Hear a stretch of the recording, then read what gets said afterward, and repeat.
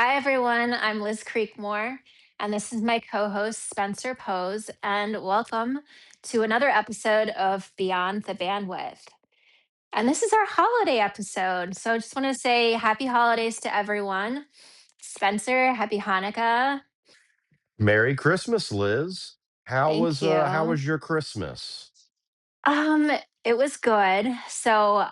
This year I was an empty nester. My daughter is off at college.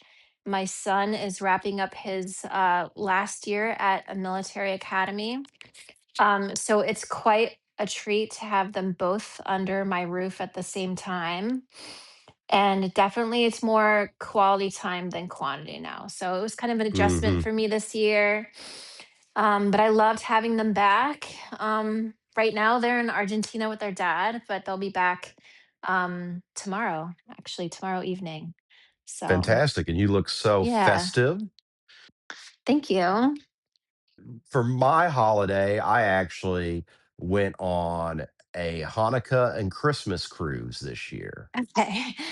So I went on a cruise with Celebrity, and they actually had a rabbi on site that did, Hanukkah Oh, services every nice. night, and Okay. then went on Royal Caribbean for Christmas and did the whole Christmas thing. So I had a blast this holiday just by myself, and Mm-hmm. Yeah, you'll have to share with us some of your cruise adventures because I think I've seen you have another separate podcast where you kind of highlight your adventures. It's some yes, kind of, yes, yeah, my yeah, personal channel. So yes, yeah, yeah. we'll definitely share some of that in the future. Hmm. So it's the end of the year. What are you doing to prepare? Yeah. So I think for any small business owner, we try to clean up our books and close things out. Hmm. I certainly try to, look at, from a cash flow perspective, how much, working capital I have towards the end of the year, and maybe if I can make some year-end purchases. So I kind of carefully take a look at my books. This year, everyone's talking about the next conference, ISP America in March. So I know for certain I'm going to be there. I try to be there every single year. So I had some extra working capital and went ahead, purchased my flight, hotel, and tickets for that show, just so I could kind of book it as a 2025 year-end expense. So just working on, Excellent. cleaning up the books and work-wise, in terms of, FCC regulatory. Items. We're seeing a lot of mergers and acquisitions and handling a lot of the FCC Hmm. related paperwork that we tend to see. We tend to see that more towards the end of each year. There are a lot of acquisitions that go through prior to January 1st, and just handling all the FCC paperwork. Because certainly, if you have licenses with the FCC, those need to be transferred over to the new entity. And it's pretty quick and simple. You do kind of have to, get your ducks in a row, submit the paperwork, try to submit it prior to closing, get the FCC approval, and then you might wait a few weeks on the FCC to move the Mm. actual call signs over. But it's a pretty straightforward process. But we tend to see a lot of those towards the end of the year, so we've been busy with that.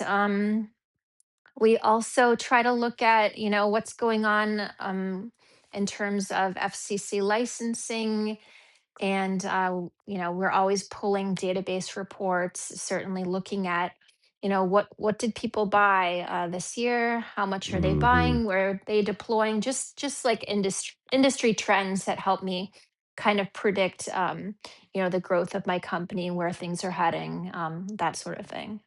So that kind of wraps up my year end in a nutshell. What about you?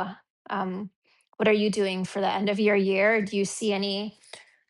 I think that you and I both follow a lot of the same manufacturers and distributors and Hmm. stuff.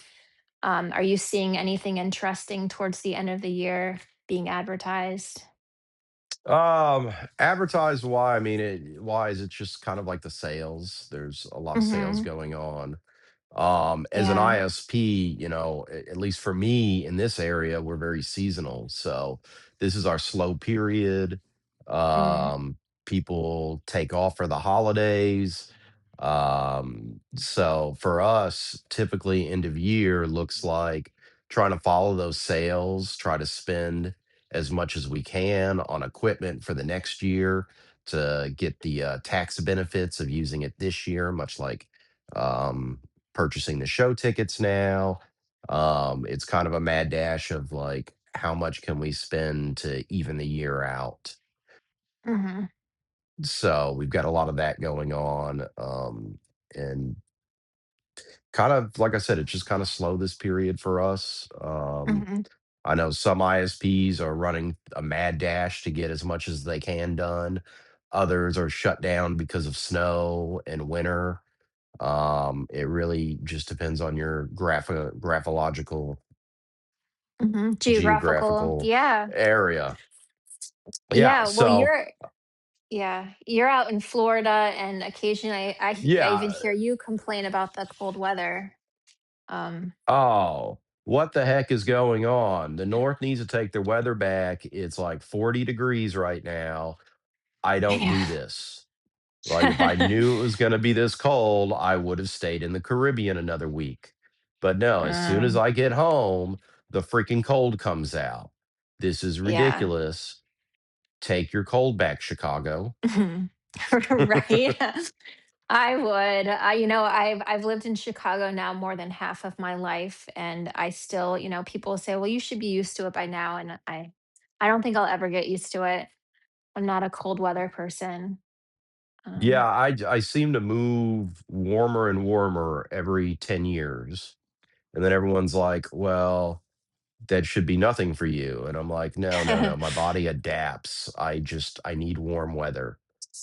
yeah. That's what makes the Caribbean so nice. It's like 70 and 80 degrees year round. Mhm. Um, you mentioned you've got your show tickets for ISP America. Mhm. Um, that's awesome. So, are you excited for Atlanta? Yeah, so I'm totally excited. It's been years since I've actually been out in Atlanta. But I think it's great. I like to tell people, because of ISP America, it used to be WISP America, I've gotten to see a lot of cities that I normally wouldn't have ventured out to, Hmm. such as like Birmingham or maybe Oklahoma City. The So whole it's of been a while. Kentucky. Right? Yeah. Yeah, exactly. So yeah, this time it's going to be in Atlanta. I think it's going to be a great show. You and I were chatting a little bit earlier. I guess the agenda, has it been finalized yet, or is there like a Yeah, so simple sketch?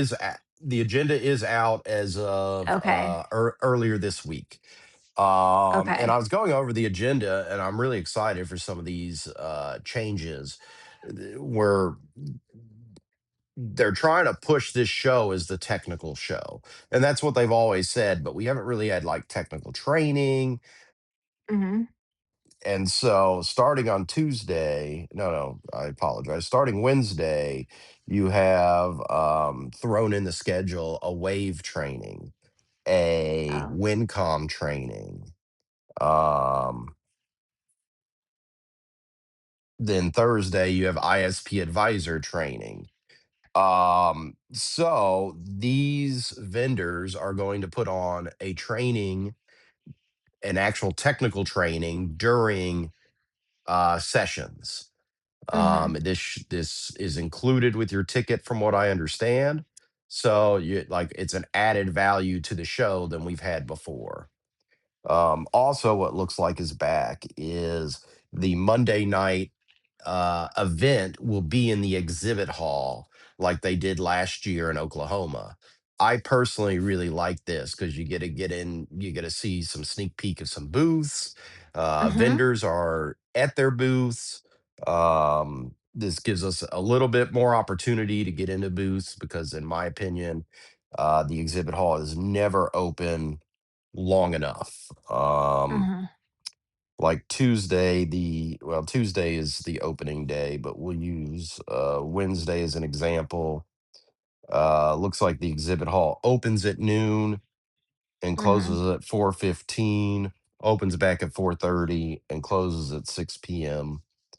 Um, Yeah, and and I then it think looks one of the like th yeah. I was just gonna say it looks like no exhibit hall on Thursday. Oh, okay. So basically you get um oh, Toronto also has a training on Tuesday. Um, but you get 3 hours of exhibit hall, 4 hours exhibit hall on Tuesday, Mm, and then a whole day on Wednesday. Um, mm. I don't think that's enough Yeah. exhibit hall time, but Right? I was gonna say, like, when I was at Wispapalooza in Vegas, there were so many new vendors. Um, and I was in the exhibit hall every single day, but still felt like I didn't have enough time to really meet with people, see exactly what their yes. business had to offer. And yeah, so So it'll be interesting. Vegas was a little complicated for both of us, because we started Hmm. this new venture called Beyond the Bandwidth Yeah, podcast, and yeah. so you're trying to take meetings with customers. Taking high level meetings with various members, Hmm. as well as we're trying to meet with people to do podcast sessions. Hmm. Right. So yeah, I felt very overwhelmed on during Yeah. Vegas. Yeah, it's certainly I felt like we were drinking from a fire hose and Yeah, just trying to capture as much information as possible. But yeah, in general, that's how I feel when I go to the exhibit hall. There's just so much information there. you got to really pick and choose what vendors you're going to go to. Like look at the list and Hmm. make a list because it's so easy to get caught up and not get what you need to get done. Right. Um, which then just means you're going to have a lot of meetings when you get home, which I Hmm. try to avoid, but it seems like I get more and more every year. Um, Yeah. Yeah. but um, as a vendor, obviously your goal is to line up the meetings, so that's probably good for you. Right. Yeah, no, certainly, those 4 days fly by.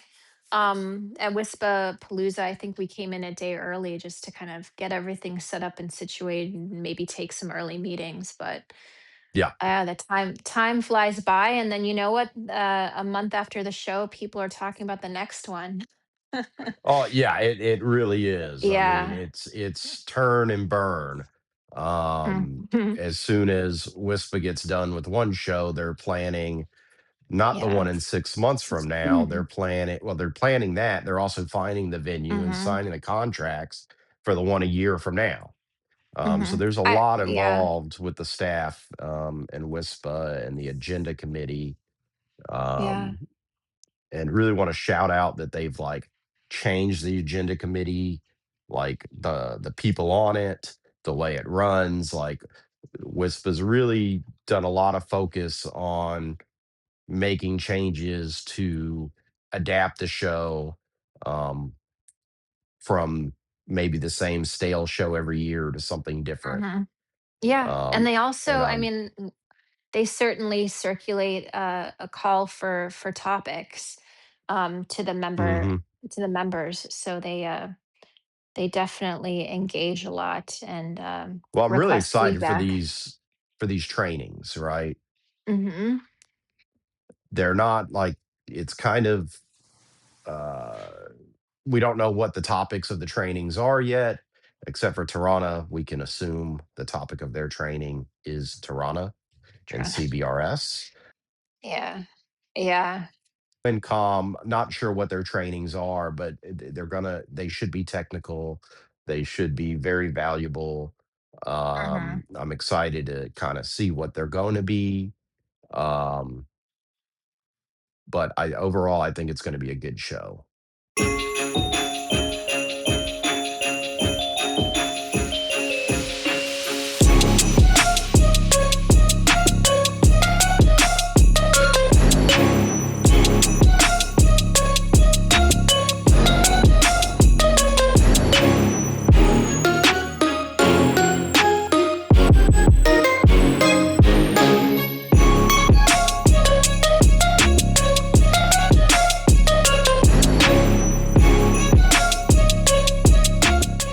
I was lucky, right before Christmas.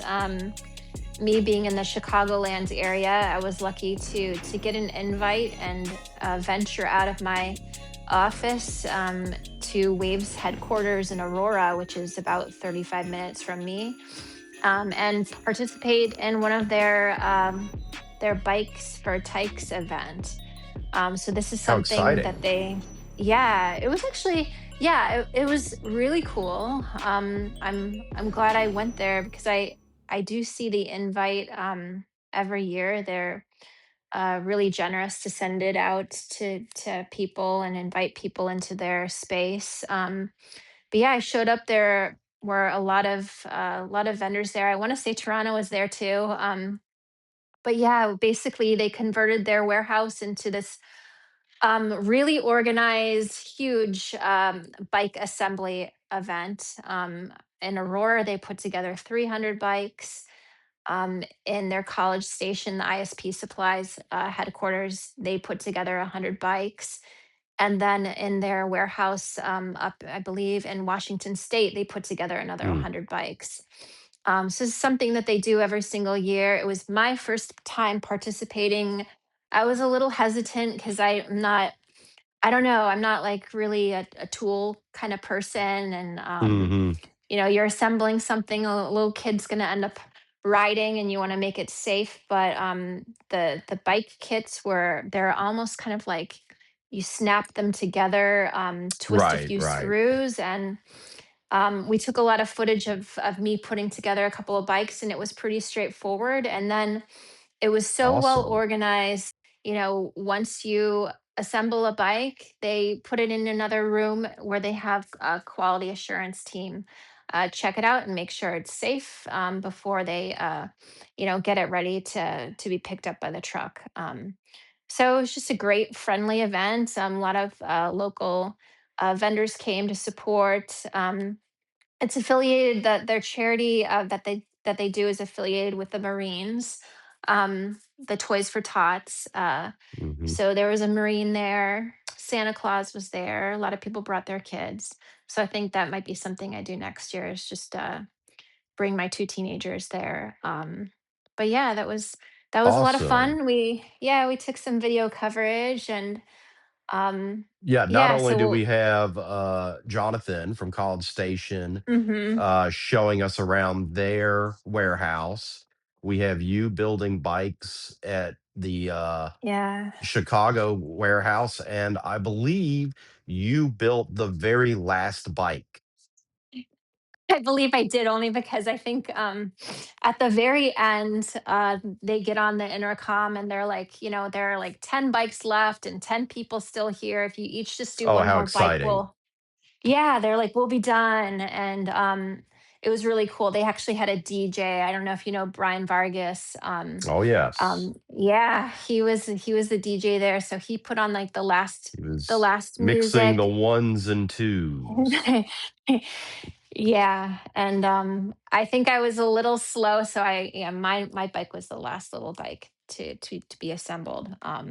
But yeah, it was so much fun. They had like cookies and treats, and it was just a great thing to do. Their organization, we actually chatted with Zach Hubick. Yep. He's the president of Wave Cares, so we were able to chat with him a little bit about it afterwards. But it's great, to see what they're doing. Yeah. Well, let's cut over to you and Jonathan live during the Hmm. event. Hey, Hey, Luke. Jonathan. How are you? I'm good. Great to see you. I see you're at the Wave location at the bike Yeah, build. so I'm at the Wave location in Aurora, but where are you? I'm in College Station. We're building 100 bikes here, so we have a good crew, Okay. and we're about halfway through it right now. So we're uh, Yep. we're bustling through it. It's going good. Yeah, we're about an hour and a half in. A lot of people here, a lot of bikes that have already been built. Excellent. So tonight we're putting together 300 bikes with the Wave team in Aurora. We also have 100 bikes being put together up at our Kalama, Washington location. So we have 100 here, Okay. 100 in Washington, and then 300 in Aurora. Excellent. And we have some kids running around. I guess some people brought their kids. It's a Yeah, really festive atmosphere here. A lot of people volunteering. it's awesome. We need those bike testers, you know? We made sure that everybody brought in their kids because I'm like, we need testers. We need them to ride these bikes, make sure they're legit before you Yes. send them off to the kids. Right. So that's one thing I read. I guess you guys do have quality assurance. So you guys We do. test each bike before you load it up onto the truck. Yes. So we have here, I'll take you on a little tour of every station here. So first Okay. we have our unpacking station here. We have 4 stations for that. Here they take all the paper and everything off the bikes. Then we have assembly stations here where everybody's working diligently getting these bikes together and making sure they're right. And then we have our QA section here where they basically check the bikes, make sure everything's tight, nothing's loose, nothing's going to fall off. They inflate the tires with air. And then we have our bike testers that are riding the bikes around the warehouse here, ensuring that, that they're 100% legit, giving them a final test. Here's one of our testers, Manuel here, Shelly's boy. Ah, He's so my buddy. cute. And today, Do you a have a little Santa Claus? testing the bikes out, yeah. Oh, And nice. today he rode his first bike without training wheels. He actually just grabbed one and rode it. And we're like, No he way. rides without training wheels? And we're like, I see it does now. Wow. So it's pretty awesome. Yeah, that's incredible. Yeah, that's one thing to mention. I guess a lot of the bikes have built-in training wheels that pop off if you don't need them. Yes, 100%. So And there are that's great. sizes for all ages too. Yes, all the way up from toddler all the way up to teenager. So yeah, it's a Yeah. beautiful thing. We're having a lot of fun here. We have some good food also that we're going to eat after we're done building here. Hunter Smith came in and he cooked a big old pot of gumbo for everybody. So we're looking forward to that. Oh, wow. Well, that's very cool. It's so awesome that you guys can put this on every year That's the plan. and get all three of your teams together. That's great that you guys do Absolutely. this. Yeah, we have a few customers here, some employees. We have spouses. We have a few vendors here. Steve Mussolini from UCL Swift came in also, Mhm. and yeah, so we have a really good crew here, kicking butt and taking names. Right? Well, very cool. Yeah, no, thanks for hopping on and sharing this with Spencer and I. Absolutely. Thank you for having me. I've been meaning to get on your podcast for a while, so Yeah. I'm excited. Today, we are privileged to have Zach Hubick. Zach is VP of Marketing at Wave, and he's also president of an organization called Wave Cares. Mhm. So, we're here to ask Zach a little bit about how your organization was founded and its mission, and recently what you guys have been up to.